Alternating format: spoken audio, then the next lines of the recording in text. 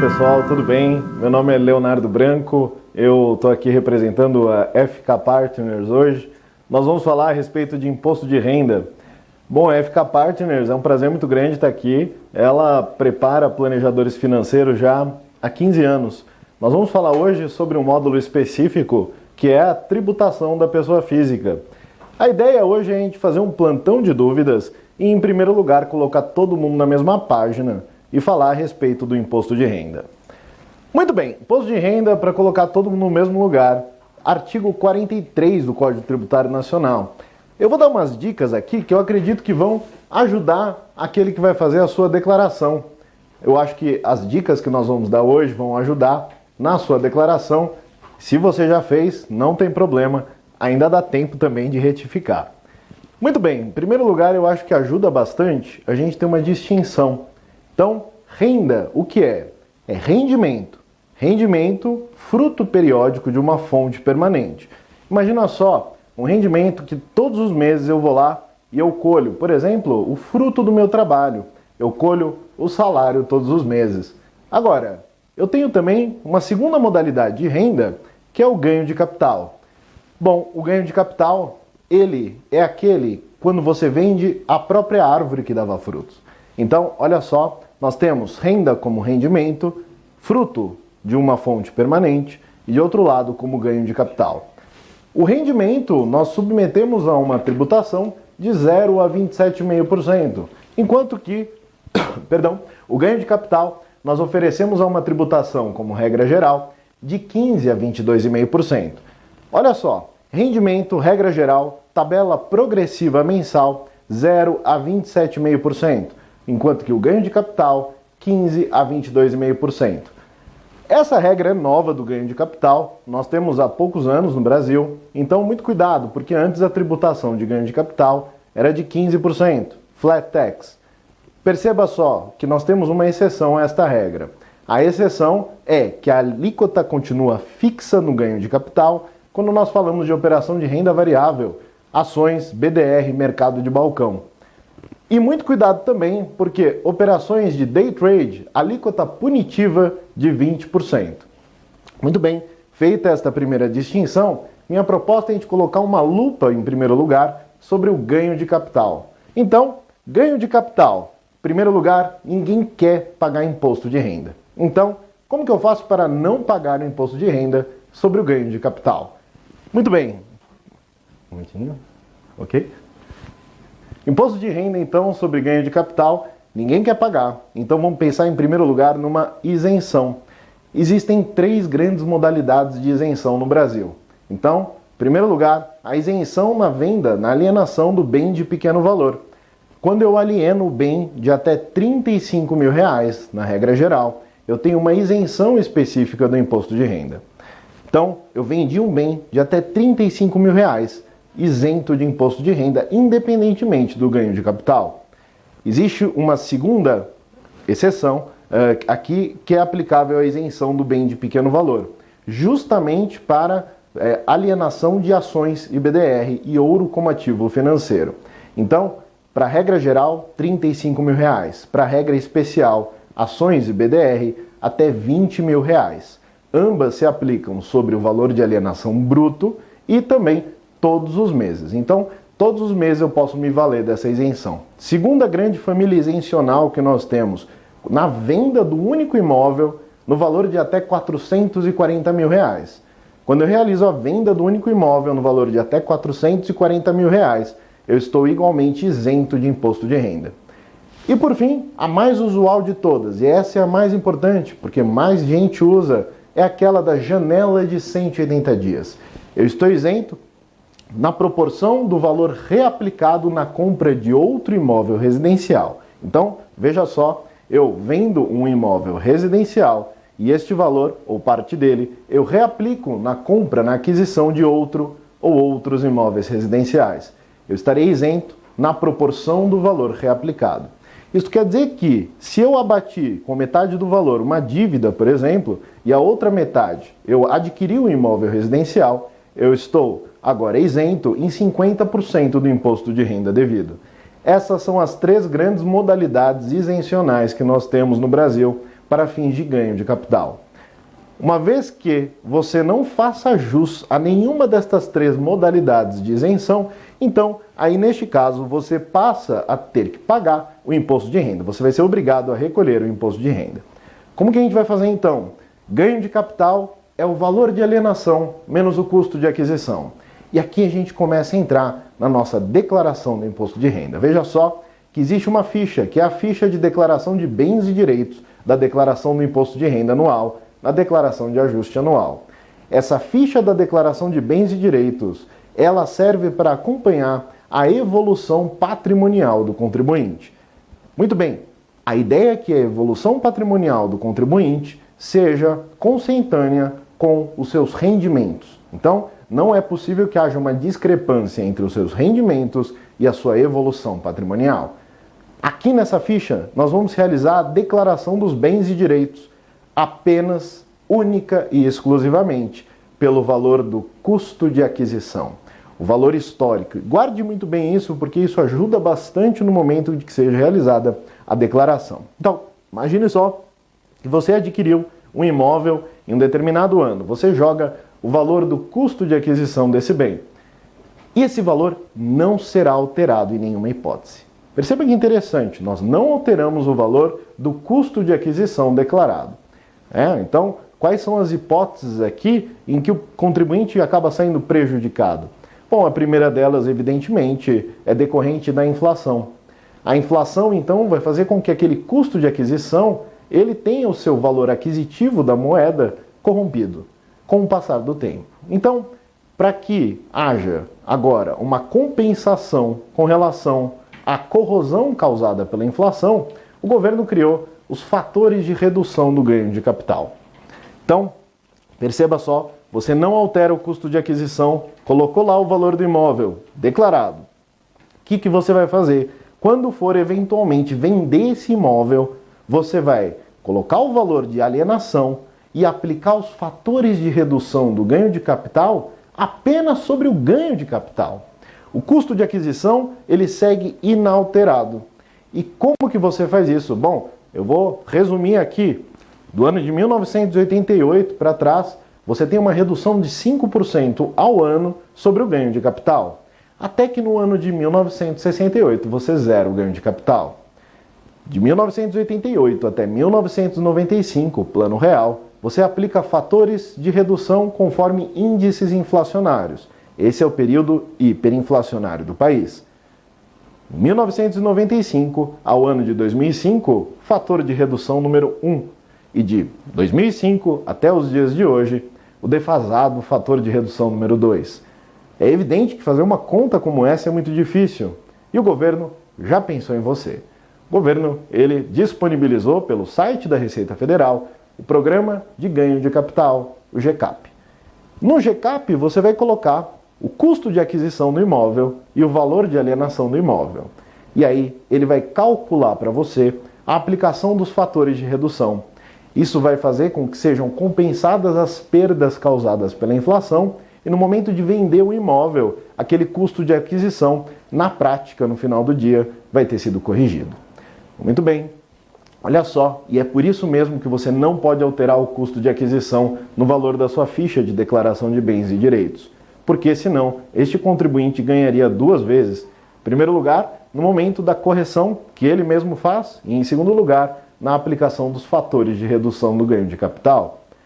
Quando for realizada a venda, neste momento é que este contribuinte vai realizar a exportação dos dados para declaração do imposto de renda. Muito bem, então, isso daí acontece quando nós temos um imóvel, fatores de redução do ganho. Além disso, nós temos também a hipótese de que sejam realizadas benfeitorias neste imóvel. As hipóteses de benfeitorias aceitáveis como acréscimos possíveis ao custo de aquisição são aquelas que cumpram 3 requisitos. Tome muito cuidado. Aquele contribuinte que construiu uma piscina nos fundos da sua casa. Neste caso, ele precisa de 3 coisas. Em primeiro lugar, o comprovante da despesa. Em segundo lugar, que ele realize, no campo de discriminação, a declaração daquela despesa no exercício seguinte. Então, se foi construída uma piscina na sua casa no ano base anterior, ou seja, no ano de 2018, é necessário que no campo de discriminação, de descrição do imóvel, você coloque que essa despesa foi realizada. Essa despesa precisa estar lastreada, portanto, em um comprovante da despesa. E por fim, terceiro e último requisito é que haja a autorização das autoridades públicas. Então, ou o alvará de reforma ou uma anotação de responsabilidade técnica, a ART, que também hoje é reconhecida pela Receita Federal. Muito bem. Nós sabemos que, além disso, no custo de aquisição, nós podemos colocar também custos referentes à aquisição do imóvel, como o ITBI pago na aquisição, os emolumentos de cartório, por exemplo. Além disso, muito bem, se nós temos aqui a ideia de que a inflação no país, dentro do Brasil, será corrigida pela aplicação dos fatores de redução, se este mesmo contribuinte ele teve um ganho de capital no exterior, a inflação deixa de ser a preocupação dele. Agora, a preocupação deste contribuinte é com o câmbio. Neste caso, nós não aplicamos o GCAP. A preocupação passa a ser uma variação cambial negativa do dólar frente ao real. Então, se houve essa variação negativa do dólar frente ao real, eu vou experimentar uma perda financeira efetiva, não apenas nominal. Então, o que deve fazer esse contribuinte? Ele pode aplicar o benefício previsto na medida provisória 2158 em sua 35ª reedição.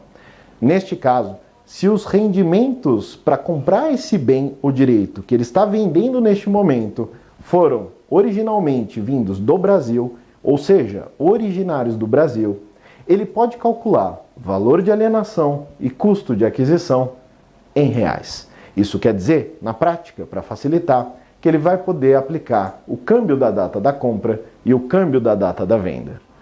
Como que ele pode fazer isso de uma maneira mais simples? Baixando o programa Ganho de Capital no Exterior da Receita Federal. É um outro programa. Então, facilitando, quando nós temos aqui uma operação de ganho de capital, seja no Brasil ou no exterior, nós temos programas que nos ajudam, que nos auxiliam a realizar a declaração.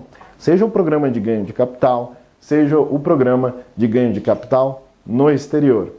Ambos eles são suscetíveis depois a uma exportação para a declaração de ajuste do imposto de renda. Por fim, para fechar essa parte de ganho de capital, para essa explanação inicial, só para a gente aquecer os motores, é também interessante falar sobre doações e sobre inventários.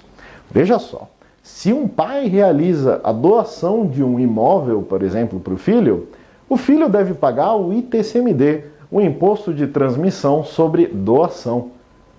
O filho deve pagar o valor do ITCMD, que varia de uma alíquota de 1% a 8%, dependendo do estado. Estado de São Paulo, por exemplo, você não tem dúvida, 4%. Porém, em alguns estados há uma variação de 1% a 8%.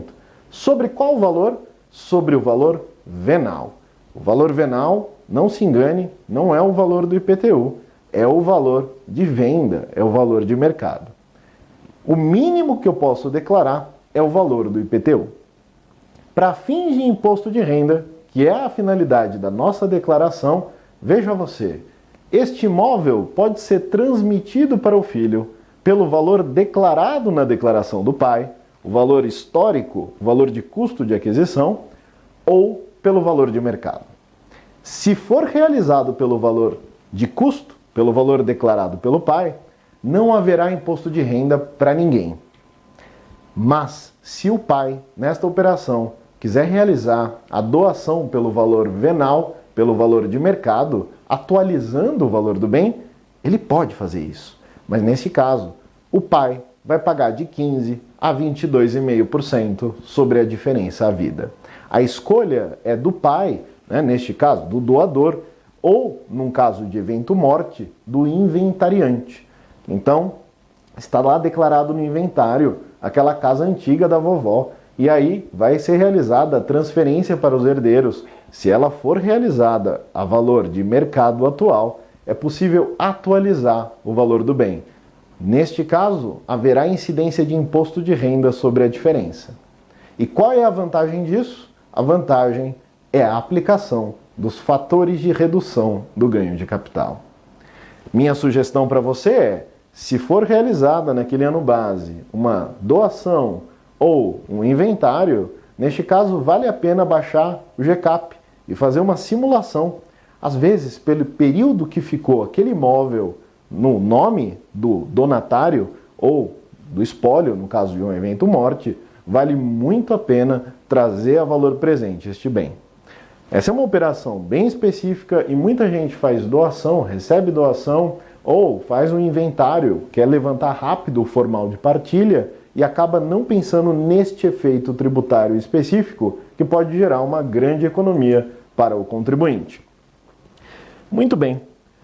Lembrando que aqui, quando nós falamos da ficha de declaração de bens e direitos, portanto, nós sempre temos a declaração pelo valor de custo de aquisição, independentemente do valor do bem ou direito no dia 31 de dezembro.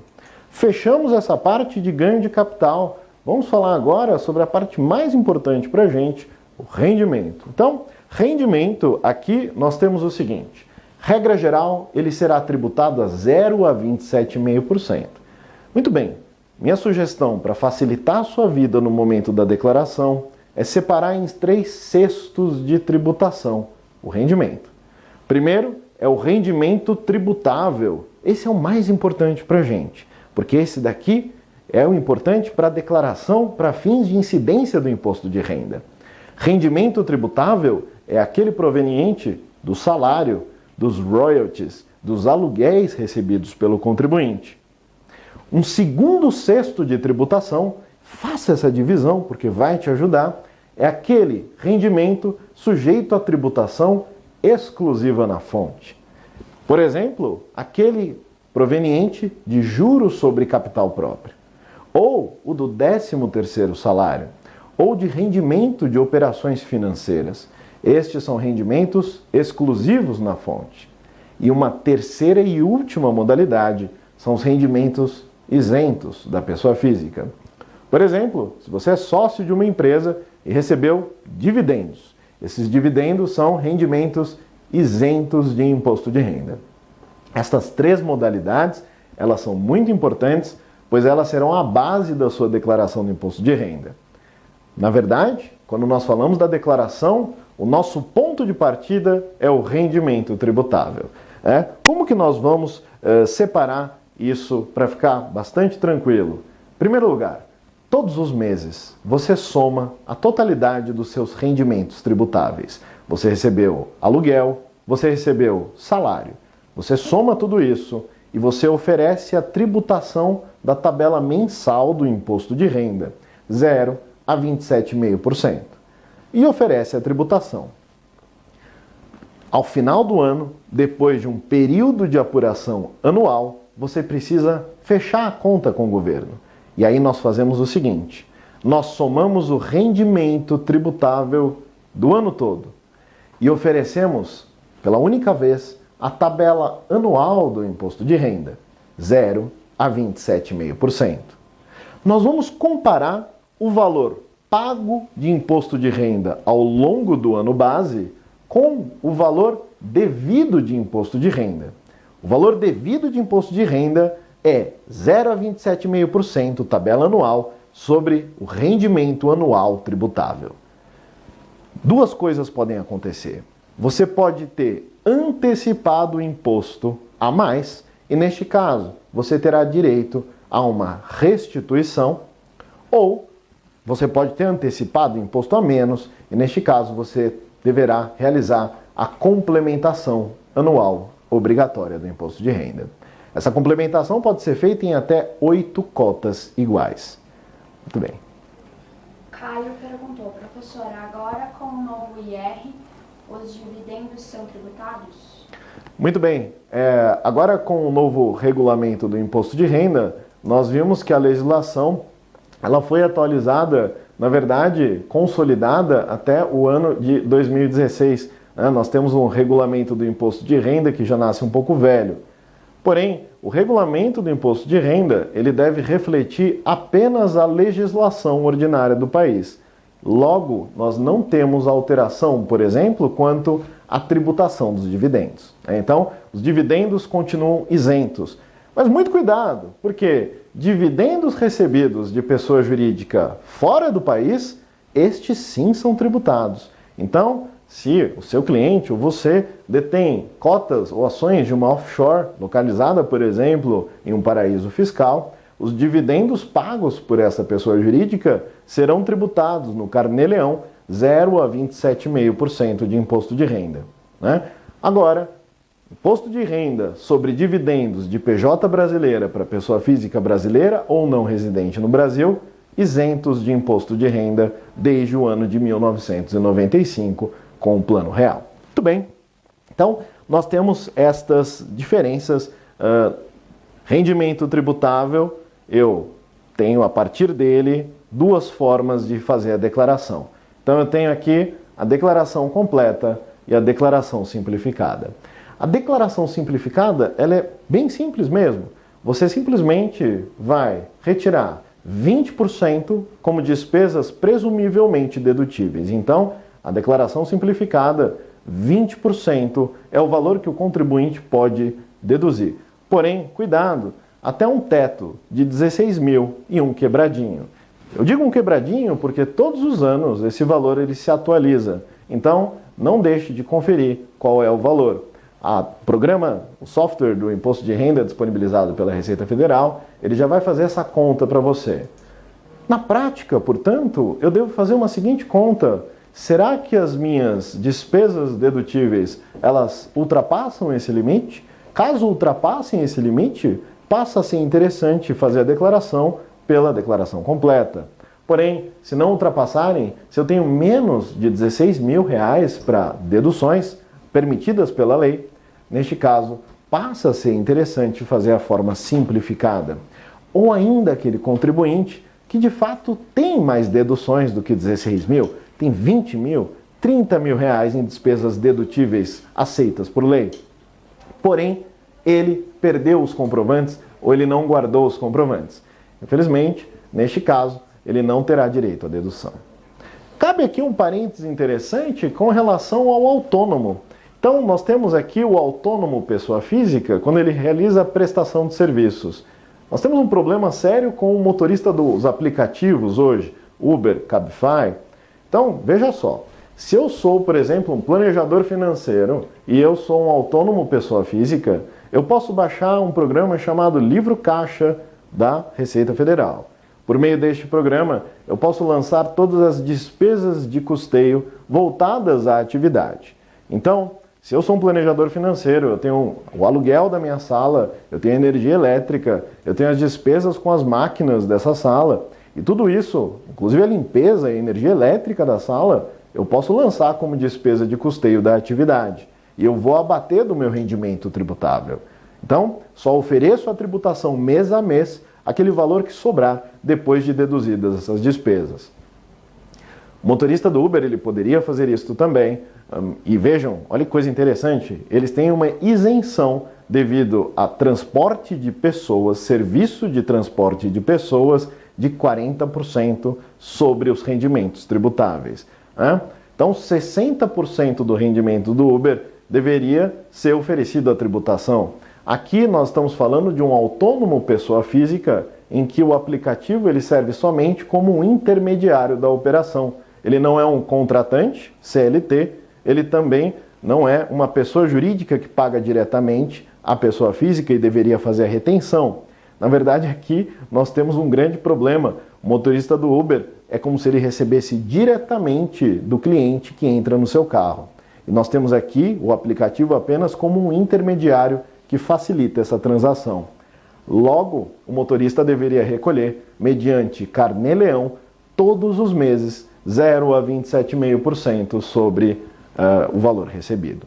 Então, hoje é uma discussão que existe sobre o que fazer com a categoria, principalmente quanto à parte tributária. Então, muito bem. Então, nós temos aqui, em primeiro lugar, quando nós falamos de declaração, esta divisão entre declaração simplificada e declaração completa. Nós vimos que a declaração simplificada, ela não toma em conta nenhuma despesa dedutível, apenas retira 20% até um teto de 16 mil e um quebradinho. Enquanto isso, nós temos a completa. E essa sim vai tomar em conta todas as despesas dedutíveis permitidas em lei. Pois não. Márcia pergunta: tenho atualizado o valor do meu imóvel anualmente na declaração. Posso declarar este ano o valor de compra, mesmo que seja bem inferior? Perfeito, Márcia. Essa dúvida é muito comum e muita gente faz isso. Muita gente atualiza todos os anos o valor do imóvel na declaração. Minha sugestão para você é: retome o valor do custo de aquisição de quando você comprou esse imóvel e faça a retificação das últimas 5 declarações. Isto é o mais correto e é muito fácil para a Receita Federal, depois, em um pedido de prestação de informações para o contribuinte, autuar um contribuinte que realizou a atualização deste bem. A menos que essa atualização ela seja decorrente, por exemplo, de uma pintura que foi feita na casa, desde que o contribuinte tenha o comprovante dessa despesa.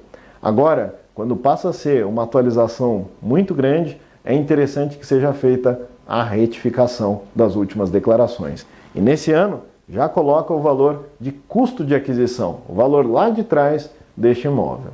É o mais seguro e é o mais correto a ser feito pela legislação brasileira, né? Então, nosso respaldo jurídico aqui é a Lei 11.196 de 2005. Né? Então, muito bem. Nós estamos falando aqui de declaração completa e simplificada. Mas ninguém gosta de realizar a declaração do imposto de renda. Então a primeira pergunta que você vai fazer é: eu sou obrigado? E para responder uma pergunta como essa, você vai ter que buscar as hipóteses de obrigatoriedade de declaração. Em primeiro lugar, aquele contribuinte que teve um mínimo de rendimento tributável de 28.500 e um quebradinho. Então, se você teve mais de 25.500 e um quebradinho de reais de rendimentos tributáveis no ano base anterior, por exemplo, R$26.000, você já está objetivamente obrigado a realizar a declaração. Em segundo lugar, aquele contribuinte que teve rendimento isento ou com retenção exclusiva na fonte acima de R$40.000. Neste caso, ele também está obrigado a realizar a declaração. Perceba só, se eu tive de prolabore, salário, aluguéis, R$30.000, eu estou obrigado. Se eu tive dividendos acima de R$40.000, rendimentos isentos, eu também estou obrigado. JCP, rendimento exclusivo, acima de 40.000, também estou obrigado. E aquele contribuinte com bens em valor superior a R$300.000. Olha só, muito cuidado, R$300.000. Qual é o valor de que dispõe a Receita Federal? Como nós vimos agora há pouco, é o custo de aquisição. É o valor histórico do bem. Então, 300.000 é o valor declarado. Se eu digo, os meus bens hoje valem mais de R$1 milhão, não necessariamente eu estou obrigado a realizar a declaração, né? Porque eles valem hoje mais de R$1 milhão. Mas eu preciso saber qual é o valor que foi declarado na ficha de declaração de bens e direitos da Receita Federal. Esse é o único valor do qual a Receita Federal dispõe. Faça um disclaimer aqui. Muito cuidado. Se você ou seu cliente tem mais de $100.000 de ativos no exterior, além da declaração da Receita Federal, você também está obrigado à declaração de capitais brasileiros no exterior ao Banco Central. E o grande cuidado aqui é o seguinte: para o Banco Central, não importa saber qual que é o custo de aquisição, ele quer saber quanto efetivamente você detém de ativos no exterior. E logo, para o Banco Central, é necessário que seja realizada a declaração pelo valor de mercado, né? E um disclaimer também: se você tem mais de $100 milhões em ativos no exterior, em primeiro lugar, parabéns. Em segundo lugar, você é obrigado a realizar não a declaração anual, mas a declaração trimestral para o Banco Central, né? Então, essa distinção é muito importante. Muito cuidado, principalmente depois do programa de repatriação do ano passado, HERST, na hora do preenchimento das DERCATs, muitos tiveram dúvida a respeito disso e descobriram que manter ativos no exterior sem declarar às autoridades competentes é o crime de evasão de divisas, né? Autoridades competentes, Banco Central e Receita Federal do Brasil.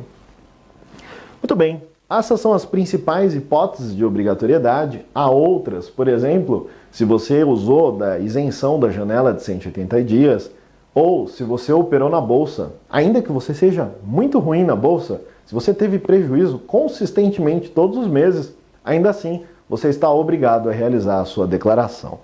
Então, muito cuidado, o nosso prazo para a realização da declaração é até o dia 30 de abril. A não realização da declaração, ela implica uma multa que apenas pela não realização da declaração é baixa, de R$ 164 e um quebradinho. Mas, se houver imposto devido, há uma multa ainda de até 20% sobre o imposto devido. A multa de mora, fora Selic acumulada do período.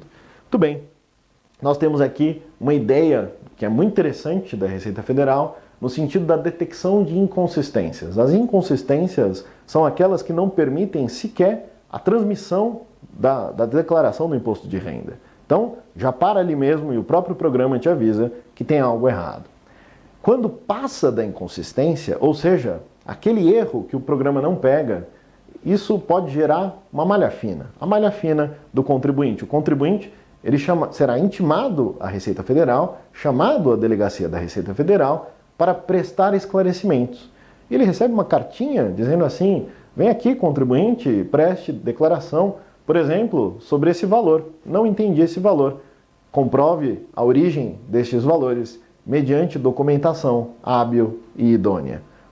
Essa cartinha assusta, né? Tá delegacia lá em cima, não tem nada a ver com inquéritos policiais, nada disso, mas assusta bastante. O ideal é evitá-la. Então, nós temos hoje muitos cruzamentos de dados e informações realizados pela Receita Federal.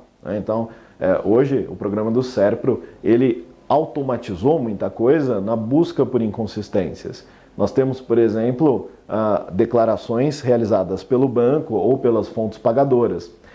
Se você tem muitas fontes pagadoras, se você presta serviços autônomos em muitos lugares, provavelmente você sofreu retenção do imposto de renda em algum desses lugares. Minha sugestão para você principalmente para aquele que tem acesso ao ECAC, o Centro de Atendimento ao Contribuinte Virtual, você acessar o ECAC e buscar lá nas opções de serviços do ECAC um diagnóstico fiscal. Em especial, busque a DIRF. A DIRF, ela vai discriminar todas as retenções na fonte que foram feitas. Comece por aí, porque se você esquecer de declarar uma retenção na fonte, é um critério quase que objetivo para você cair na malha fina no ano seguinte. É um bom critério para você começar. Além disso, nós temos outras declarações que são prestadas para fins de cruzamento de dados e informações. A DIMOF, por exemplo. Os bancos prestam a DIMOF a uma movimentação financeira na sua conta corrente no valor acima de R$ 850. Nós temos a Decred, cartão de crédito acima de R$ 5.000 movimentados por mês, também automaticamente informado para a Receita Federal. Entre várias outras, a DIMED, prestada pelos médicos. Perceba que todo mundo pergunta, será que se eu fizer algo errado vai acender uma luz amarela na Receita Federal? A resposta é sim, vai. A questão é, há alguém para ver essa luz amarela? E, enquanto os procedimentos são automatizados, estes contribuintes são pegos, e quase tudo hoje é automatizado.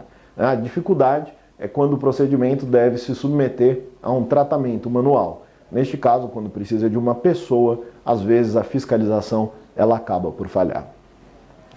Muito bem, então, vamos lá. Partimos então do rendimento tributável simplificada, tiramos um desconto presumido de 20% até um teto de R$ 16.754,34.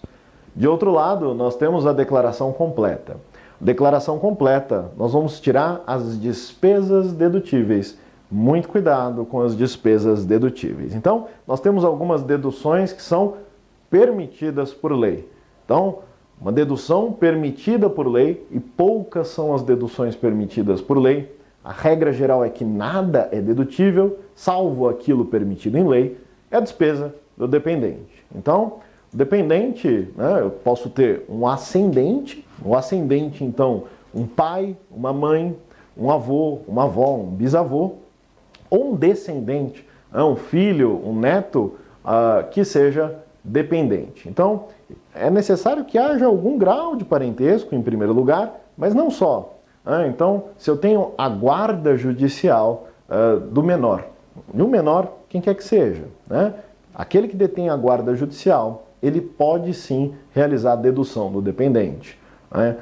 Muito bem, então, muito cuidado, porque, por exemplo, sogra não seria possível colocar como dependente, mas se o contribuinte colocar como dependente a esposa, neste caso, fizer uma declaração conjunta, a sogra pode ser dependente da esposa, né? Então, existem algumas saídas interessantes, porém, a dedução do dependente é fixa.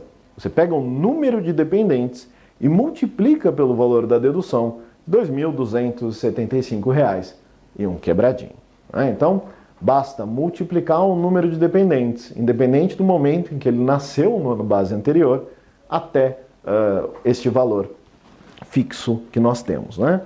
Muito bem. Além disso, nós temos aqui algumas coisas interessantes, né?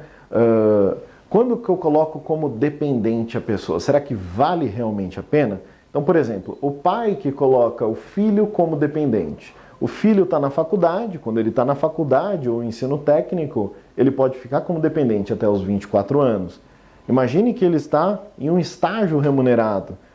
O valor do estágio remunerado vai somar com os rendimentos do pai. Então é necessário que seja feita uma conta para ver se realmente vale a pena colocar aquela pessoa como dependente ou não. Muito bem. Pais separados. No caso de pais separados, apenas aquele que detém a guarda do filho pode declará-lo como seu dependente, ainda que o outro seja aquele que pague a pensão. Então, somente aquele que tem a guarda do filho legal, ele pode realizar a dedução. Bom, nós temos aqui outras deduções permitidas, né? Por exemplo, a da previdência. Previdência privada até um limite. O limite de 12% sobre o rendimento tributável quando nós falamos do PGBL. Né? Muita gente que trabalha com o mercado financeiro não tem nenhuma dificuldade com relação a isso, mas se você não souber PGBL ou VGBL, qual que pode deduzir? PGBL, P de pode deduzir. Então, PGBL eu posso deduzir até o limite de 12% do meu rendimento tributável. Rendimento tributável, então, lembrando, salário, aluguel, royalties, prolabore. Então, se eu ganhei R$100 mil de juros sobre capital próprio, por exemplo, eu não tenho como deduzir previdência privada, facultativa ou complementar. PGBL, 12% sobre o rendimento tributável, e neste caso nós temos rendimento sujeito à tributação exclusiva na fonte. Então, faça essa diferença inicial, lá do início que nós fizemos, de separar em 3 cestos de tributação. Rendimento tributável, exclusivo na fonte e rendimento isento. Isso facilita bastante depois o cálculo do imposto de renda. Muito bem, dedução com saúde. Então, dedução com saúde, nós sabemos, é ilimitada. E a primeira pergunta que se faz é, medicamento é dedutível? E a resposta aqui é sim, é dedutível, mas tem uma vírgula, né? Desde que o medicamento integre a fatura médico-hospitalar. Então, no caso de se realizar uma cirurgia, às vezes a anestesia ela é a maior parte do valor cobrado pelo hospital. Mas como ele integra um serviço médico que está sendo prestado, aí não tem problema algum, esse valor será integralmente dedutível. Nós temos algumas questões interessantes aqui, por exemplo, plano de saúde. Plano de saúde é dedutível, e é dedutível salvo se for depois reembolsado, salvo se metade for paga pela empresa. Neste caso, apenas a metade efetivamente desembolsada pelo contribuinte é que será objeto de dedução do imposto de renda. Próteses dentárias ortopédicas também são igualmente dedutíveis para fins de imposto de renda. É interessante, despesas com parto hoje, elas são também integralmente dedutíveis e podem ser aproveitadas tanto pelo pai como pela mãe. Ou um ou outro pode aproveitá-la. Não podem ser os dois, evidentemente. Agora, reprodução assistida e FIV, que é a fertilização in vitro, apenas pode ser aproveitada hoje pela mulher. E por fim, não se admite hoje, na Receita Federal, a coleta de células-tronco do cordão umbilical. né? Isso é uma questão bastante recorrente que tem aparecido. Infelizmente, a Receita Federal não tem reconhecido essa despesa como dedutível. É possível este contribuinte realizar um recurso administrativo e, eventualmente, ter um ganho de causa administrativo. Mas hoje, a Receita Federal ela não o aceita. Casa de repouso é uma outra questão interessante. E cuidadores de idosos. Casa de repouso apenas será dedutível caso seja reconhecido este estabelecimento geriátrico como hospitalar. E outra coisa ainda mais restrita, que é o seguinte: o cuidador de idoso apenas poderá ser deduzido para fins de imposto de renda se ele for um médico. Bom, é interessante porque o enfermeiro ele não entra nesta categoria e não é reconhecido pela Receita Federal. Como nós estamos falando de saúde, vamos falar só de uma isenção aqui entre parênteses, né? Quando nós temos aqui proventos de aposentadoria, quando há uma moléstia grave, é sim possível uma isenção de imposto de renda, né? Muito cuidado, isenção de imposto de renda decorrente de doenças ou moléstias graves. As doenças graves estão todas discriminadas em instrução normativa da Receita Federal, né? E houve bastante polêmica já com relação, por exemplo, a câncer. Então, a pessoa, ela era, entre aspas, curada, estava livre do câncer, não tinha mais nenhum problema com relação a esta doença. E a Receita Federal dizia, você não está mais isento. Muitos laudos foram produzidos e houve recursos administrativos contra essas decisões da Receita, dizendo o seguinte: não se cura do câncer, mas há uma remissão da doença. Então, as pessoas que padeceram deste mal em algum momento, elas sempre farão jus à isenção decorrente da moléstia ou doença grave. Tudo bem? Uma pergunta? Muito bem. Muito bem. Aluguel. Aluguel. Imagine só. Então, moradia como direito social, previsto na Constituição. Você fala, poxa, será que eu posso deduzir o valor do aluguel? Não pode. É uma despesa indedutível por um motivo muito simples, porque não há previsão legal que possibilite a dedução do aluguel da pessoa física. Por outro lado, vale uma coisa interessante para falar a respeito da pessoa que recebe o aluguel. Quem recebe o aluguel pagará imposto de renda e como faz o pagamento? Por meio de carnê-leão também. Então, olha só, eu faço o pagamento por meio de carnê-leão. Qual é o prazo do pagamento? O último dia útil do mês subsequente à operação, realizo o pagamento da guia DARF correspondente e eu posso abater do valor do aluguel, por exemplo, o condomínio, o IPTU e todas as despesas inerentes ao negócio, desde que suportadas pelo locador. Isso é bastante importante. Muito bem. Além disso, nós temos também o PLR. PLR, pessoal, participação nos lucros e resultados da empresa, ele será uma forma de tributação exclusiva na fonte. Tributação exclusiva na fonte, você vai usar uma tabela progressiva específica para PLR, que vai de 7,5% a 27,5%. Então, aquele contribuinte que recebeu até R$ 6.270 de PLR, ele está isento de imposto de renda. A partir daí, ele passa a contribuir conforme a tabela progressiva específica, bom, nós temos aqui alguns ativos interessantes também, como, por exemplo, ações. Então, ações aqui entendidas, então, como títulos e valores mobiliários, participação nos resultados de uma empresa e, portanto, renda variável, Então, neste caso aqui, quando nós falamos de negociação na B3, a antiga Bovespa, nós vamos realizar a declaração no código 31 de ações especificamente. Um cuidado que eu sugiro aqui no campo de discriminação, você aproveitar para colocar alguns dados que são importantes para a Receita Federal e para o controle deste ativo. Então, o nome do ativo, o código da negociação, o nome da empresa, quantidade de ações que foram adquiridas, a data em que este ativo foi adquirido e também o preço unitário de cada ação. Eu peguei um exemplo aqui, então, aquisição. Coloca assim, aquisição de 100 ações da Petróleo Brasileiro S.A. Se coloca entre parênteses, PETR4, por exemplo, na data tal, pelo valor unitário de 1,50. Né? Então, essa é uma discriminação perfeita, super razoável no campo da declaração de bens e direitos. Né? No campo CNPJ, evidentemente, você vai colocar neste caso o CNPJ próprio da Petrobras. É um campo discriminado, né? Está fora deste campo de discriminação. E além disso, você coloca o valor, muito cuidado, e esse é um dos maiores erros, o valor da data da aquisição. Você não vai colocar o valor da ação no dia 31/12 do ano base anterior. Você vai colocar o valor da data da aquisição. Se você comprou no ano anterior, ainda em 2017, você vai repetir, se não vendeu essa ação, no dia 31/12 de 2017, o mesmo valor no dia 31/12 de 2018. Né? Esse daí é o patrimônio estático. Muito cuidado, nós estamos falando aqui de bens e direitos, patrimônio estático do contribuinte. Outra coisa é o rendimento.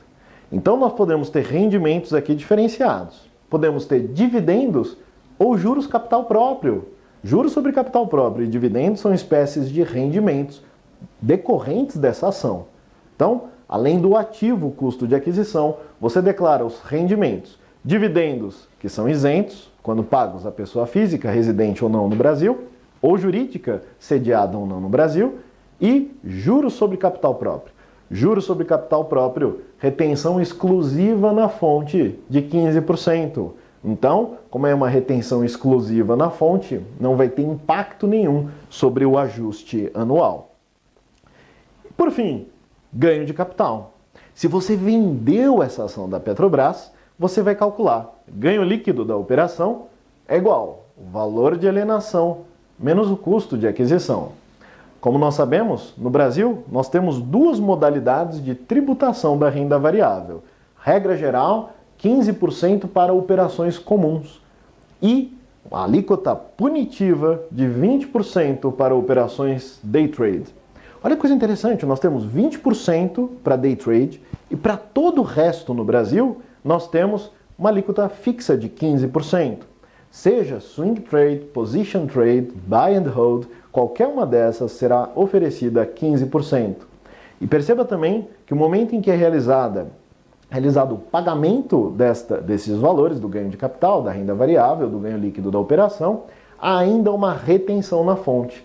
A fonte pagadora, ela realiza a retenção do dedo duro. Então, numa operação comum, 0,005%, em uma operação day trade, 1%. Mas muito cuidado, e muito cuidado porque 0,005% incide sobre o valor de alienação bruto da ação, independentemente dos custos incorridos na operação. Isto quer dizer que mesmo em uma operação com prejuízo, é possível que haja o recolhimento mediante retenção na fonte de imposto de renda. Como prejuízo não é fato gerador do imposto de renda, é possível sim que o contribuinte ele venha a reaver esses valores. E como faz isso? Muito bem, o contribuinte ele vai reaver esses valores pela restituição do imposto de renda ou simplesmente vai diminuir a complementação anual obrigatória. Isto para uma operação comum, não day trade. Para uma operação day trade, por outro lado, não há essa previsão legal. Então, o único caminho que resta para o investidor, infelizmente, é o pedido de uma restituição administrativa do valor recolhido a maior. Né? Então, isso é bastante interessante. E, por fim, ainda, bonificações de ações. Né? Então, bonificações de ações, nós temos o lucro que é incorporado ao capital social de uma empresa, né? E dividido pelos acionistas entre as ações.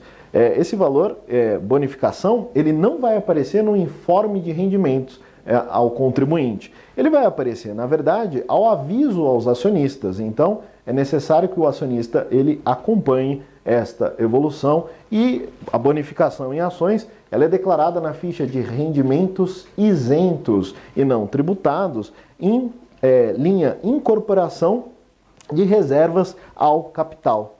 Então, bastante tranquilo. Um ponto importante também, que tem sido objeto de bastante dúvida, é a respeito das criptomoedas. Como nós realizamos a declaração das criptomoedas, bitcoins. Então, estou falando aqui em um contexto de blockchain. Então, Neste caso, como não há uma linha específica na declaração, é necessário que o contribuinte ele declare no campo 99 outros bens e direitos. Simplesmente isso. Havendo a alienação deste ativo, e percebam, ainda que seja uma criptomoeda, ela deve ser declarada à Receita Federal, porque é um bem ou direito de propriedade do titular, do contribuinte, haverá incidência do imposto de renda. Imposto de renda aqui neste caso de 15% a 22,5%. Até 5 milhões de ganho de capital, de lucro, 15%. Passou disso, 15% a 22,5%. Isso é muito importante. Muito bem. Então, essas são as linhas gerais do que a gente ia conversar a respeito da declaração do imposto de renda. Lembrando sempre, rendimento, regra geral, 0 a 27,5%. Ganho de capital, 15% a 22,5%.